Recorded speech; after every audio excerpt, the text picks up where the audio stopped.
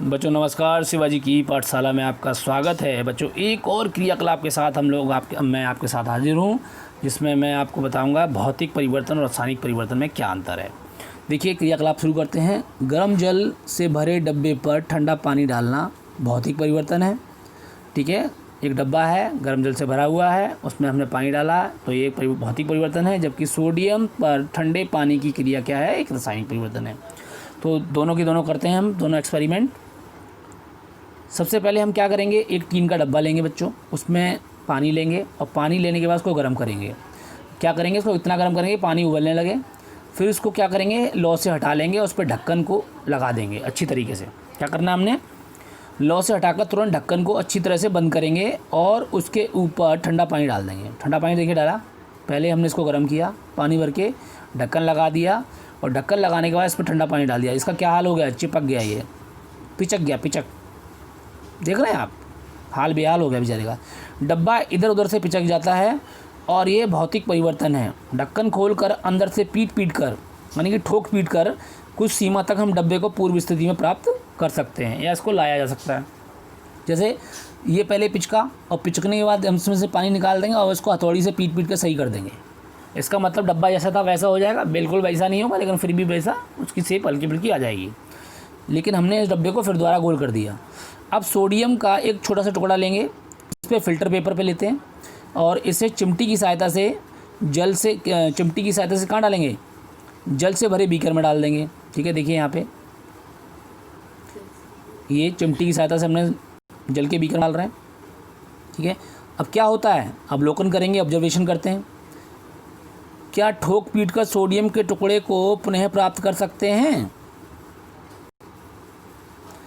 नहीं, क्योंकि वह तो क्रिया करके पूर्णतः घुल जाता है। मतलब ये पूरी तरीके से जल में घुल जाएगा। देखिए यहाँ पे घुल गया, यहाँ पे नीचे आया पहले, फिर क्या हुआ, देखिए यहाँ पर ये सोडियम टुकड़े नीचे आया और उसके बाद ये पूरी तरीके से घुल गया, यहाँ नज़र भी नहीं आ रहा है। यहाँ पे एक नया पदार्थ बन जाता है और यह रासायनिक प्रक्रिया के माध्यम से बनेगा। यानी प्रथम स्थिति में वायु दाब। अब देखें आप, यहाँ पे सोडियम जो था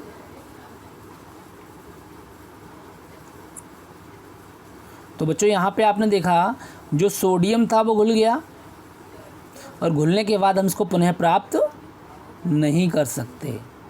लेकिन हमने यहाँ पर जो डब्बा था पिचक गया, इसको हम पुनः ठोक पीट कर प्राप्त कर सकते हैं, बिल्कुल उसी तरीके से।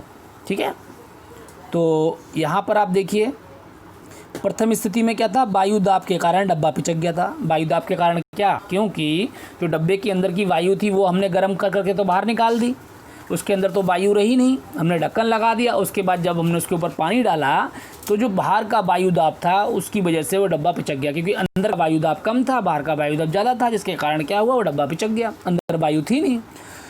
तो जबकि दूसरी स्थिति में क्या हुआ, सोडियम जल से क्रिया करके नए पदार्थ के रूप में हाइड्रोजन गैस निकालता है और सोडियम हाइड्रोक्साइड बनाता है।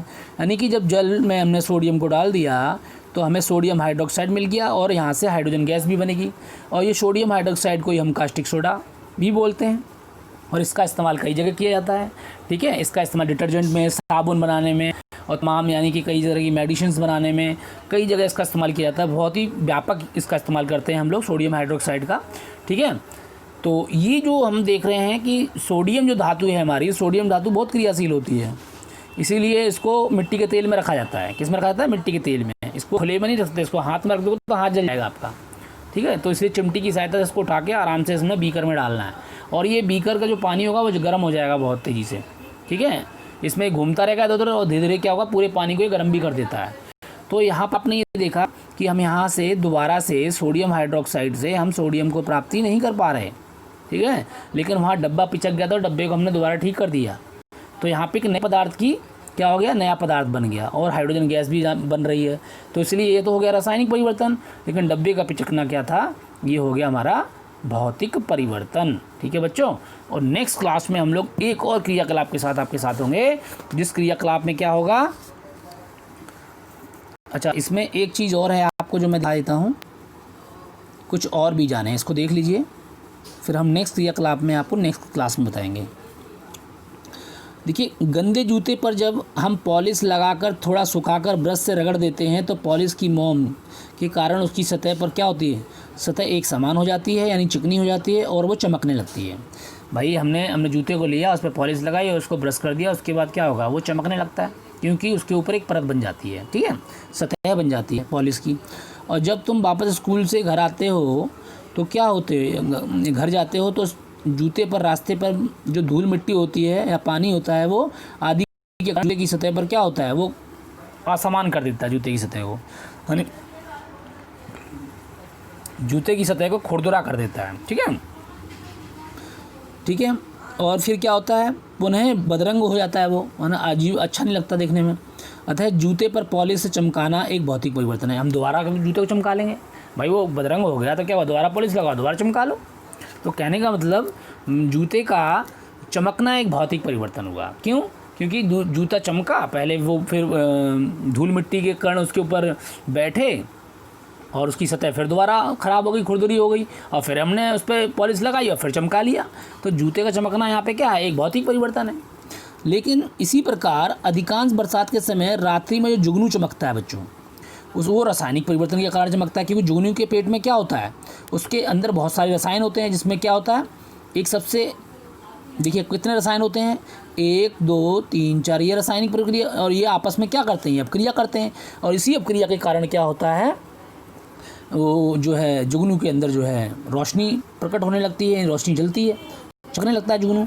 तो यहाँ पे देखिए, यहाँ पे कौन सा रसायन है, ल्यूसीफेरिन। ल्यूसीफेरिन है, एटीपी है, एडेनोसिन ट्राइफॉस्फेट है, मैग्नीशियम आयन होते हैं और ऑक्सीजन होती है।